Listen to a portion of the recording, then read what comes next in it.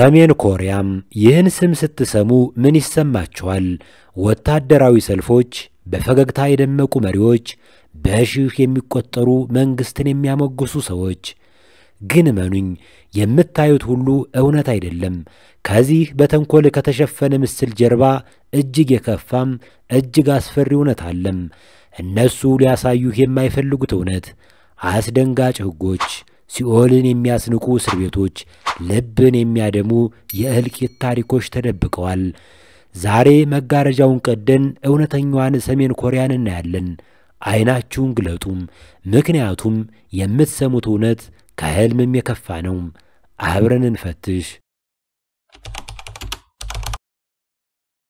ጎግል፣ ዩቲዩብ እና ማህበራዊ ሚዲያ በሌሉበት ሀገር ውስጥ መኖርን አስቡት። ይህ በእርግጥም ቅዠት ነው። በሰሜን ኮሪያ ዜጎች ወደ እውነተኛው ኢንተርኔት መድረስ አይችሉም። ይልቁንስ ኳንግ ሚዮንግ የሚባል በመንግሥት ቁጥጥር ስር ያለ ኢንተርኔት አላቸው። እሱም በመንግሥት የተፈቀደላቸው ድረገጾችን ብቻ የሚያሳይ ነው። ስለዚህ ምን እንደሚመለከቱ መንግሥት ይወስናል ማለት ነው። እንደ ፌስቡክ፣ ኢንስታግራም ወይም ዊኪፒዲያ ያሉ የውጭ ድረገጾች ሙሉ በሙሉ የተከለከሉ ናቸው።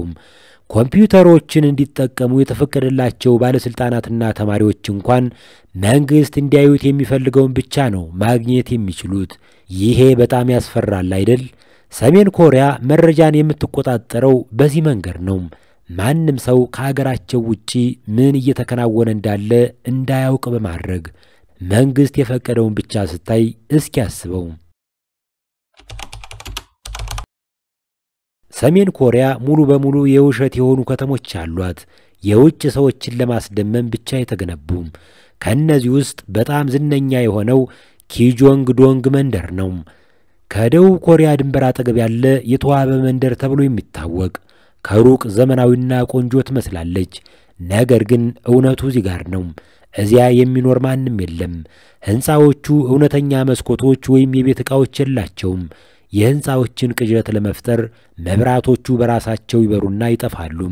ይህ ሰሜን ኮሪያ እውነተኛ ሁኔታዎችን ደብቃ ስኬቷን የምታሳይበት አንድ ምሳሌ ብቻ ነው። ስለዚህ በውሸት ስዕል ውስጥ ነው የሚኖሩት ማለት ነው።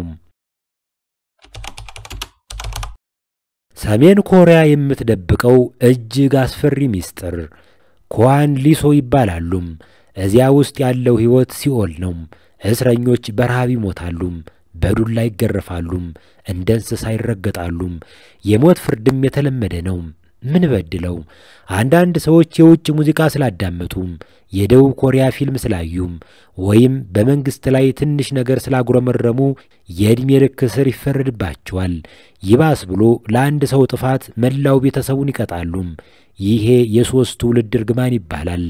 አንድ ሰው ቢበድል ልጆቹና የልጅ ልጆቹ ሳይቀር ወደ እስር ይጣላሉ፣ ወንጀል ባይሰሩም እንኳን። ጉድ እኮ ነው። ሰሜን ኮሪያውያን የራሳቸውን የፀጉር አሰራር የመምረጥ ነጻነት የላቸውም። መንግሥት ለሴቶች 14 ለወንዶች 14 የፀጉር ስታይሎችን ፈቅዷል። በጣም ምዕራባዊ ወይም አመፀኛ የሚመስሉ የፀጉር ቁርጦች የተከለከሉ ናቸው። ማንም ሰው ፀጉሩን እንዲቀባ አይፈቀድለትም። ተፈጥሯዊ ጥቁር ፀጉር ብቻ ነው የሚፈቀደው። ይህ በሰሜን ኮሪያ ውስጥ መንግሥት እያንዳንዱን የሕይወት ገጽታ እንዴት እንደሚቆጣጠር የሚያሳይ አንድ ምሳሌ ብቻ ነው።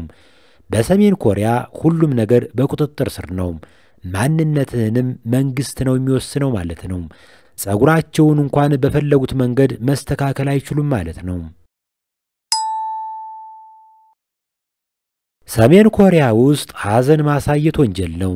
መንግሥትን ከተቃወምክ ትሞታለህ። ዜጎች በሕዝብ ፊት መሳቅ፣ ማሞገስ፣ መደሰት አለባቸው። በተለይ መሪው እያያቸው ከሆነም። ካለቀስክስ ትታሰራለህ። እውነቴን ነው። ኪም ጆንግ ኢል በሞተ ጊዜ ሰዎች በግድ እንዲያለቅሱ ተደርገዋል። ያላነቡ ሰዎችስ ወደ እስር ተወርውረዋል። ለዚህ ነው ሰልፎች፣ ንግግሮች፣ ስብሰባዎች ሁሉ ደስታ የሚንጸባረቅባቸው። አማራጭ የላቸውም።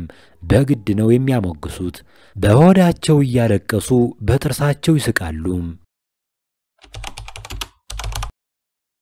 ብዙ ሰዎች ሁሉም ሰሜን ኮሪያውያን በተመሳሳይ መንገድ እንደሚኖሩ ያስባሉ።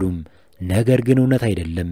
የሰዎችን ዕጣ ፈንታ የሚወስን ሶንጉቡን የሚባል የተደበቀ የክፍፍል ሥርዓት አለም። ሰዎች በድብቅ በሦስት ዋና ዋና ቡድኖች ይከፈላሉ።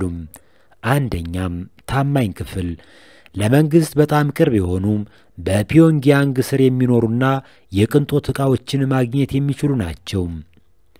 ሁለተኛም የሚወላውል ክፍል፣ አንዳችም የፖለቲካ ግንኙነት የላቸውም፣ ለመኖር የሚታገሉ ምስኪኖች ናቸው። ሦስተኛም ጠላት ክፍል፣ ቤተሰቦቻቸው ታማኝ ባለመሆን ተከሰው የሚኖሩ ብዙውን ጊዜ በድህነት ውስጥ ለመኖር የተገደዱ ናቸው። የቤተሰብ ታሪክህ ደረጃህን ይወስናል እና ወደ ላይ ለመውጣት ምንም መንገድ የለም። ቅድመ አያቶችህ የማይታመኑ ተደርገው ከተወሰዱ በሕይወትህ ተፈርዶብሃል ማለት ነው። ማንነትህን፣ ሕይወትህን፣ ዕድልህን የሚወስነው የቤተሰብ ታሪክህ ነው። ከአያትህ ጀምሮ ወራዳ ከሆንህ ለዘላለም ወራዳ ሆነህ ትኖራለህ። ወደ ላይ ማደግ የሚባል ነገር የለም። ጥብቅ ሕጎች ቢኖሩም ሰሜን ኮሪያውያን በሕገ ወጥ መንገድ በድብቅ ጥቁር ገበያዎችን ያከናውናሉ። ጃንግ ማዳንግ ተብለው የሚጠሩት እነዚህ ገበያዎች በድብቅ ምግብ፣ ልብስና ከቻይና የኮንትሮባንድ ዕቃዎችን ይሸጣሉ። አንዳንድ ሰዎች የተከለከሉ የደቡብ ኮሪያ ፊልሞችን በመመልከት ወይም በድብቅ በፍላሽ ላይ የውጭ ሙዚቃዎችን በማዳመጥ ሕይወታቸውን አደጋ ላይ ይጥላሉ። የሰሜን ኮሪያ ገንዘብ በራሱ ምንም ዋጋ የለውም። ሰዎች የቻይና ገንዘብ ወይም የን ተጠቅመው እህል ይገዛሉ። ይህ የተደበቀ ኢኮኖሚ ሰሜን ኮሪያን ቀስ በቀስ እየቀየረ ነው። ለምን? ሰዎች የውጭውን ዓለም እንዲቀምሱ እያደረገ ነው።